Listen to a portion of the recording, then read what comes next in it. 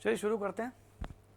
देखिए, जो चार नाम आप देख पा रहे हैं बोर्ड पे, सर्वोच्च न्यायालय, निर्वाचन आयोग, यूपीएससी और केक, भीमराव अंबेडकर साहब ने इन चारों संस्थानों को सबसे इम्पोर्टेंट माना है। अगर संवैधानिक संस्थाओं की बात की जाए तो ये चार ऐसे संवैधानिक संस्था हैं जिसको हम लोग शासन प्रशासन के फोर्थ पिलर बोल सकते हैं। लोकतंत्र को मजबूत बनाए रखने के लिए इन चारों संस्थानों का स्वतंत्र होना बहुत ज़रूरी है। इसलिए कहा जाता है कि चारों के चार संस्थान जो हैं स्वतंत्र होते हैं। Supreme court, election commission, UPSC और केग, क्योंकि इन सभी चारों संस्थानों की वजह से सरकार को उत्तरदायी बनाया जा सकता है। आप खुद देखिए इनके रोल को। इसलिए हमेशा एग्जाम्स में, पीएससी में, यूपीएससी में एग्जाम्स में इनकी इंडिपेंडेंसी को लेकर के क्वेश्चन आता है, इनकी स्वतंत्रता को लेकर के प्रश्न पूछते हैं कि न्यायपालिका की स्वतंत्रता से आप क्या समझते हैं। और वैसे भी हमारी न्यायपालिका लिखते से ही, जैसे आप पढ़ते हैं ना, किसी भी बुक को उठाइएगा, जैसे न्यायपालिका वाले चैप्टर की शुरुआत होती है, उस चैप्टर की शुरुआत में ही एक लाइन लिखी जाती है, भारतीय न्यायपालिका इंटीग्रेटेड एंड इंडिपेंडेंट है। भारत की न्यायपालिका एकीकृत और स्वतंत्र न्यायपालिका है। एकीकृत ठीक है, हम लोग पढ़ेंगे चैप्टर में। स्वतंत्र का मतलब होता है कि ये किसी भी प्रकार से किसी के दबाव में काम नहीं करेगी। आप खुद सोचिए, अगर न्याय को अगर किसी ने छेड़खानी किया तो वो अन्याय ही हो सकता है, आधा न्याय तो कोई चीज़ होती नहीं। तो न्याय या तो न्याय है या फिर क्या है, अन्याय है। तो न्यायपालिका के मामले में कोई दूसरा व्यक्ति या दूसरी संस्था इंटरफेयर नहीं कर सकती। और संस्था इंटरफेयर करेगी कौन? दो ही है इंटरफेयर करने वाली, एग्जीक्यूटिव, लेजिस्लेटिव, विधायिका, कार्यपालिका। तो न्यायपालिका को इन सब चीज़ों से मुक्त किया गया है। वैसे इलेक्शन कमीशन, चुनाव भी हम लोग हर 5 साल में विश्वास करते ही नहीं करते। ये तो नहीं बोलते कि चुनाव में तो हर बार ये सरकार जीत रही, बोल देंगे कि इन्होंने भैया ईवीएम को वो कर लिया, हैक कर लिया, वो कर लिया, बहुत सारे सवाल उठते ही तो हैं। लेकिन फिर भी इस देश में लोकतंत्र इसलिए जिंदा है क्योंकि आज भी चुनाव हमारे देश में फेयर होते हैं, निष्पक्ष चुनाव होते, बिल्कुल फ्री एंड फेयर इलेक्शन। इसलिए तो बोलते हैं इलेक्शन कमीशन को। कुछ भी हो जाए, बड़ा से बड़ा कोई नेता भी क्यों ना हो, आचार संहिता लगी हो तो समझ में आ जाता है कि कैसे काम करना है। हर व्यक्ति नियम के विरुद्ध जाकर कभी कोई काम नहीं करेगा, क्योंकि इलेक्शन कमीशन बहुत स्ट्रिक्टली बिहेव करता है। इलेक्शन कमीशन, तो ये संस्था भी क्या है, इंडिपेंडेंट होनी चाहिए। तीसरी संस्था यूपीएससी, जो एक एक जिले के प्रशासन को संभालने के लिए जो प्रशासक होते हैं, आईएएस अधिकारी होते हैं, आईपीएस अधिकारी होते हैं और अन्य कई सारे ब्यूरोक्रेट्स जो होते हैं, उनकी नियुक्ति कौन करता है? उनके लिए जो अच्छी एग्जाम होती है, मतलब योग्यता का परीक्षण करने वाला यूपीएससी है, वो ईमानदार व्यक्तियों को, ईमानदार मतलब जो जेन्युइन पढ़ के आए योग्य व्यक्ति को चुनाव करना बहुत बड़ी बात होती है। इसको भी बायस नहीं होना चाहिए, तो ये भी इंडिपेंडेंटली काम करता है। और चौथा वाला है केग, जो जनता के जेब का रक्षक कहा जाता है, बॉडीगार्ड ऑफ पीपल्स पॉकेट। आप खुद सोचिए, हम लोग साल भर का टैक्स देते हैं, इतना सारा करोड़ों रुपए टैक्स देते हैं, और हमारा जो टैक्स है ये अगर पता चला कि सरकार इसका गलत इस्तेमाल करे तो, लेकिन सरकार को कितना आ रहा है और सरकार से कितना जा रहा है और कौन बीच में कितना खा रहा है, इस बात को ध्यान रखने वाला व्यक्ति कौन है? केग। और केग भी किसी के दबाव में काम नहीं करता। लेकिन बार बार चारों चीज़ों के लिए मैं बोल रहा हूँ कि दबाव में काम नहीं करते। जो आदमी दबाव में काम नहीं करता वो स्वतंत्र होता है। तो किस तरह का दबाव हो सकता था जो इनके साथ नहीं है? इन सभी आर्टिकलों को पढ़ते हैं। देखिए, एक बात ध्यान रखिएगा, जिस संस्था के बारे में संविधान के किसी आर्टिकल में लिखा हो उसे हम लोग बोलते हैं संवैधानिक संस्था, कॉन्स्टिट्यूशनल बॉडी, ये कॉन्स्टिट्यूशनल इंस्टीट्यूशन।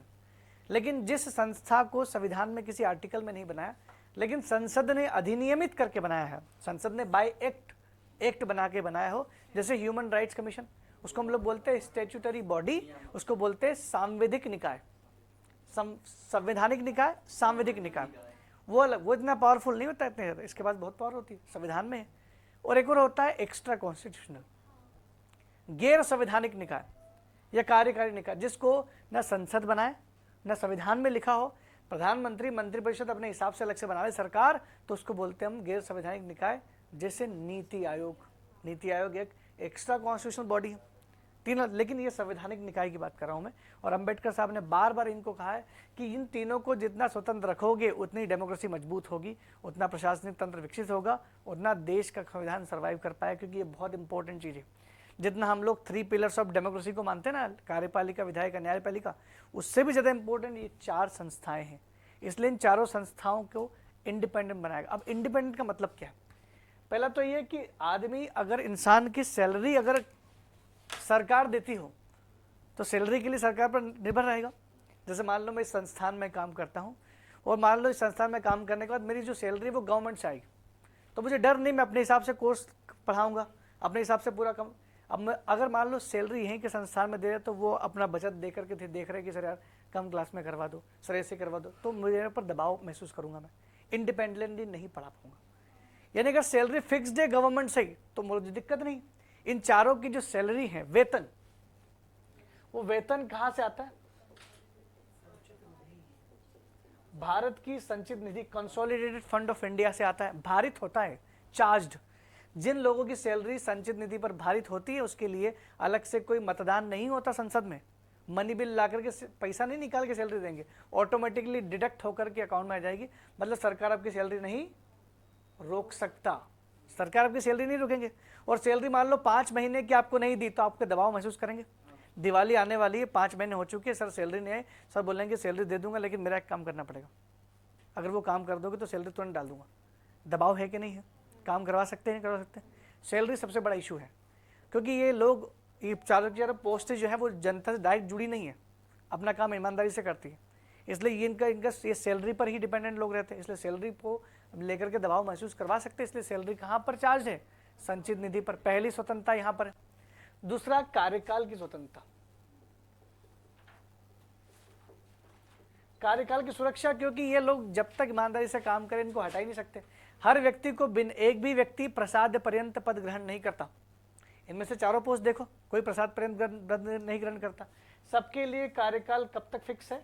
65 तक। इसमें से कुछ का 6 साल है और सर्वोच्च न्यायालय तो डायरेक्ट 65 साल ही है, उसमें तो कार्यकाल भी नहीं है। अब इनके लिए ऐसा कहा जाता है कि 6 साल या 65 साल, उससे बीच में तभी हटा सकते हैं जब इन्होंने दुर्व्यवहार या कदाचार के। सबको हटाने की प्रोसेस एक ही जैसी है, सुप्रीम कोर्ट को हटाने जैसी। इन सभी को एक ही प्रोसेस से हटा सकते हैं। केवल राष्ट्रपति हटा सकता है, और हटा तब सकता है जब इन्होंने कदाचार और अक्षमता दिखाई हो, जब ये इनडिसिप्लिन और इनकैपेसिटी अगर हुई है, कैपेसिटी नहीं है तो अक्षमता और कदाचार दुर्व्यवहार के आधार पर हटा सकते हैं। और उसके लिए पहले राज्यसभा में, लोकसभा में, दोनों में बिल जाएगा और दोनों में 2/3 2/3 मेजोरिटी से पास करना पड़ेगा। विशेष बहुमत, ध्यान रखना, बहुत पावरफुल होता है। विशेष बहुमत से दोनों हाउस में पास करना पड़ेगा, उसके बाद राष्ट्रपति हटा सकते हैं, नहीं तो नहीं। तो सोचो अगर हाउस, दोनों हाउस में अच्छी अच्छी सरकार के पास विशेष बहुमत नहीं रहता, कैसे हटा पाएगी? अकेली एक सरकार भी नहीं हटा सकती, इसलिए इनके पास पावर है, क्योंकि हटाने की प्रक्रिया क्या है, काफ़ी मजबूत है, पेचीदी ये है। एक तो ये है कि वेतन इनकी संचित निधि पर भारित रहता है। दूसरा है कि ये दूसरा क्या कर सकते हैं कि इनका कार्यकाल जो है क्या होता है 65 तक और या 6 से फिक्स होता है। हटाने की जो प्रक्रिया है वो किसी जटिल प्रक्रिया,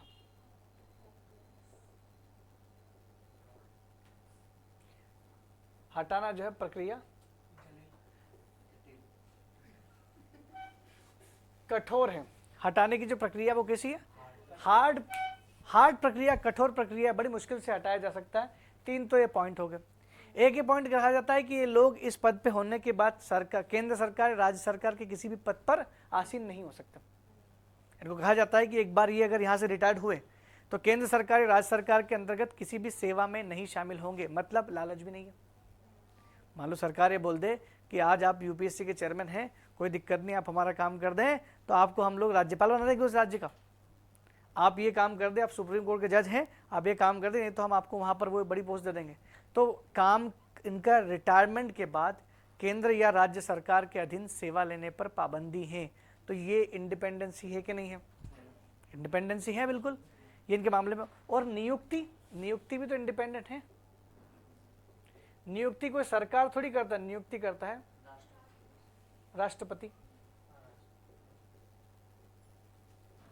राष्ट्रपति नियुक्ति करता है, योग्य व्यक्ति की नियुक्ति होती है, राष्ट्रपति द्वारा नियुक्ति की जाती है। और सुप्रीम कोर्ट के तो और खास कॉलेजियम व्यवस्था है, सरकार का कोई रोल ही नहीं है, राष्ट्रपति नियुक्ति करता है। तो नियुक्ति राष्ट्रपति के साइन से होती है, तो सरकार का इसमें रोल नहीं है। तो ये भी कह सकते हैं कि नियुक्ति को लेकर के इनके पास ही है। और एक मैं क्या बोल रहा हूँ कि रिटायर होने के बाद, रिटायरमेंट के बाद भारत केंद्र या राज्य में सेवा पर प्रतिबंध, अब जब आप थोड़ा और पढ़ना शुरू करेंगे तो आपको कुछ जगह मिलेगा कि सर कुछ ऐसे लोग रहे हैं सुप्रीम कोर्ट के चीफ जस्टिस रहे हैं जिनको एक आध राज्य का राज्यपाल बनाया, किसी को राज्यसभा का सभा उसका बना दिया, मेंबर बना दिया। बना नहीं सकते, ट्रेंड है, ट्रेडिशन है, ऐसा मनाही की गई है। लेकिन कई बार हुआ है ये, वो छोड़ी प्रैक्टिकली कुछ जगह हो चुका है, लेकिन ज़्यादातर लोगों के साथ नहीं हुआ। एक आध दो एग्जाम्पल मिल सकते, उसको लेकर के आप ये प्रश्न नहीं लगा सकते कि ऐसा नहीं हो सकता। बिल्कुल ये लोगों पर के रिटायरमेंट के बाद काम करने पर बिल्कुल प्रतिबंध लगाया गया है। तो ये 4-5 पॉइंट जो आपको दिख रहे हैं, क्या इससे हम लोग ये नहीं बोल सकते कि ये जो इंडिपेंडेंटली अपना काम करता है, इनकी रिपोर्ट बहुत काम की है। सभी लोग रिपोर्ट पेश करते हैं, सभी लोग रिपोर्ट राष्ट्रपति को पेश करते हैं, राष्ट्रपति जी इनकी रिपोर्ट को संसद में रखवाते हैं और रिपोर्ट बहुत मायने रखती हैं। तो कुल मिलाकर के चारों संस्थाएं ऐसी हैं जो सरकार पर, हाँ बिल्कुल, केग की रिपोर्ट के बारे में ऐसा कहा जाता है कि केग की रिपोर्ट एक बार, जब केग साल भर में एक रिपोर्ट बनाता है, जितना भी आय व्यय का लेखा जोखा रखता है, ऑडिटिंग करता है, ये जब उनमें रिपोर्ट पेश करता है तो ये रिपोर्ट राष्ट्रपति को देता है और राष्ट्रपति जी उस रिपोर्ट को रखवाते हैं संसद के फर्श पर, मतलब पटल पर रखवाते हैं। केंद्र लोकसभा राज्यसभा में वो रखती है, उस पर बहस होती है, बहस होने के बाद उस पर उसकी जांच करवाई जाती है, उसकी रिपोर्ट की भी जांच होती है। जांच करने के लिए कमेटी बैठती है, उस समिति का नाम है लोक लेखा समिति, हम पढ़ चुके हैं, पब्लिक अकाउंट कमेटी। उसका अध्यक्ष सदैव ट्रेंड है 1967 से, ये ट्रेंड है कि अपोजिशन लीडर में लिखा था आपको, जो भी हो अपोजिशन का कोई भी लीडर हो सकता है, अपोजिशन लीडर ही वो बहुत जरूरी नहीं, लेकिन हाँ अपोजिशन से लीडर होता है। जैसे वो बना और वो ईमानदारी, भाई अपोजिशन वाले तो सरकार पर वैसे ही जो है प्रेशर डालते, तो वो अच्छे से उसकी जांच करेगा केग की रिपोर्ट की। इसलिए इन सभी की रिपोर्ट काफ़ी मायने रखती है और ये इसलिए इनको कहा जाता है इंडिपेंडेंस, ये इंडिपेंडेंट है, स्वतंत्र है। सवाल जवाब तो पूछ सकते हैं ना पार्लियामेंट में। केग की रिपोर्ट के आधार पर किसी में अगर किसी डिपार्टमेंट में घोटाला दिखाई दे रहा है तो सवाल पूछते हैं। किसी भी चीज़ को लेकर बड़े बड़े घोटाले इंडिया में सामने केग की रिपोर्ट से आए हैं, चाहे वो कॉमनवेल्थ घोटाला, चाहे वो सत्यम कोई घोटाला हो गया था बीच में, ये राफेल तो उस पर अभी तक नहीं आया। राफेल को लेकर तो केवल अटकलें लगाई जा रही है। जो भी हो, रेलवे हो, सड़क हो, किसी भी विभाग में हुआ हो, केग की रिपोर्ट से होता है। ठीक है, चलिए तो लिखिए, इसको लिख लो, जल्दी से नोट डाउन कर ले।